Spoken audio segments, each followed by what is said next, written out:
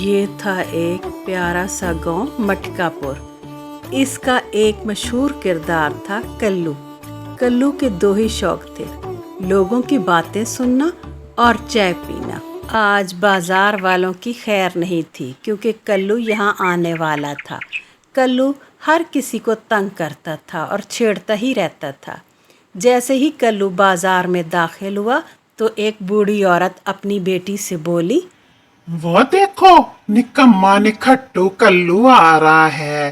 اس سے پہلے کہ وہ ہمارے پاس آئے اور تنگ کرے، بیٹا جلدی سے سامان سمیٹو اور بازار سے نکل چلو۔ کلو بھی سیدھا ان کے پاس آیا اور بولا، ارے خالہ شریفہ، تم تو دن بہ دن جوان ہوتی جا رہی ہو، ماشاءاللہ ماشاءاللہ۔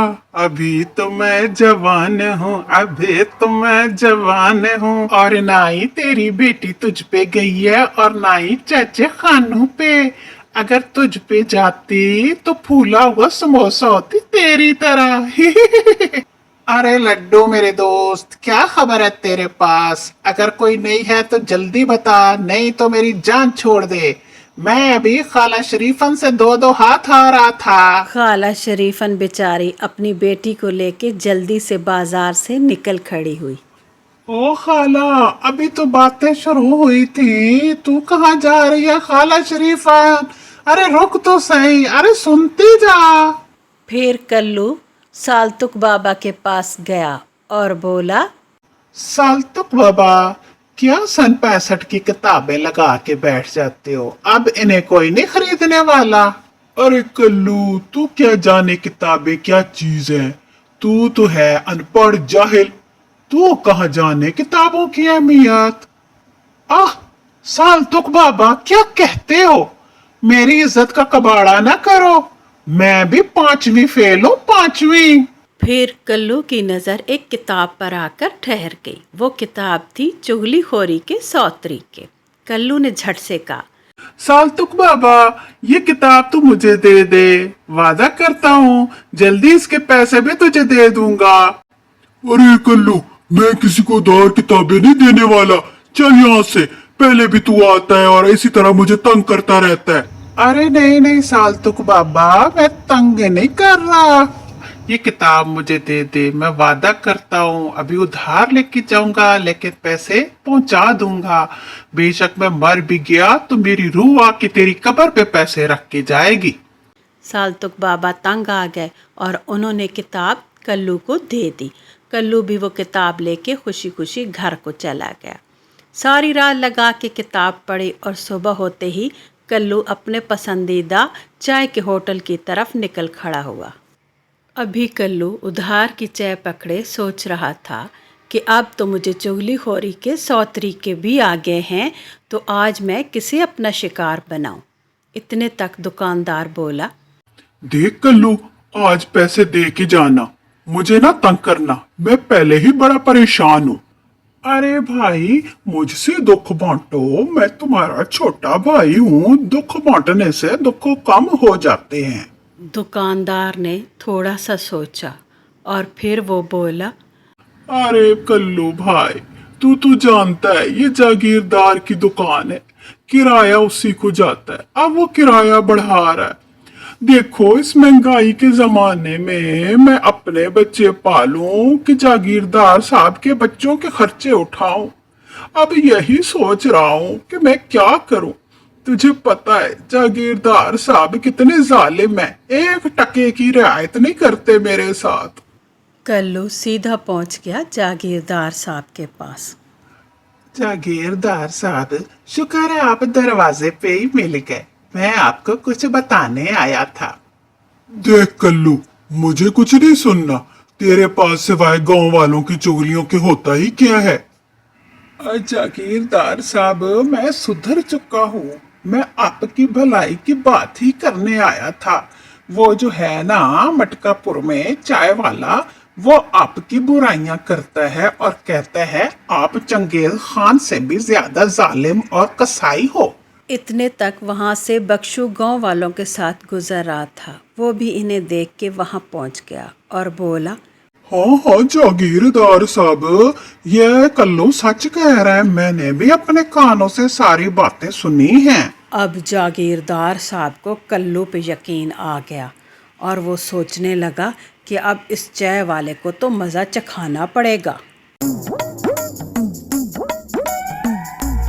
ओए सीधे, तू मेरी बुराइयां करता है, मेरे ही होटल में बैठ के तू लोगों को कहता है कि मैं चंगेज खान से भी बुरा हूँ, हैं?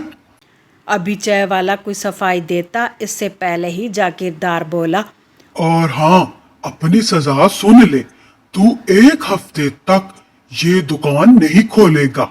इस मटकापुर में तुझे 1 टके की कमाई 1 हफ्ते में नहीं होगी। बेचारा शीदा ये बात सुनकर रोने लगा। अब उसकी सफाई कौन ही सुनता। अब जागीरदार के जाने के बाद शीदा कल्लू को कोसने लगा और कल्लू भी वहाँ से खिसक लिया।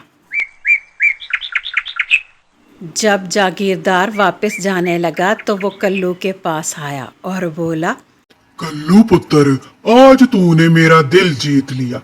अगर मैं परेशान ना होता तो मैं इसी वक्त तुझे अपने घर में लाता, खाना खिलाता और पैसे भी देता। है जमींदार साहब, आपको क्या परेशानी है? मुझे बताएं, मैं आपके काम आऊंगा।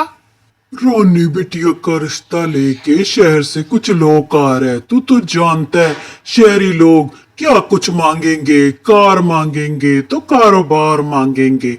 आपस की बात है पुत्र, ये लोग ज्यादा ही लालची होते हैं। ये बात कह के जिम्मेदार अपने घर को चल दिया। अब आया ना ऊंट पहाड़ के नीचे, अब बस मुझे ये पता चल जाए कि मेहमान जिम्मेदार के घर कब आ रहे हैं। जिम्मेदार साहब के घर मेहमान आए हैं, वो भी शहर से। दूध देने गया था वहां पे। ये सारी बातें कल्लू भी सुन रहा था। और मेरी बेटी तो गाय है, लमिया की गाय, इतनी शरीफ और खूबसूरत कि पूछो ही मत। जागीरदार साहब अपनी बेटी की तारीफों के पुल बांध रहे थे। कल्लू बाहर इंतजार कर रहा था कि कब मेहमान बाहर आए और वो करे अपना काम शुरू। फिर जैसे ही मेहमान बाहर आए तो कल्लू फट से उनके पास पहुंच गया।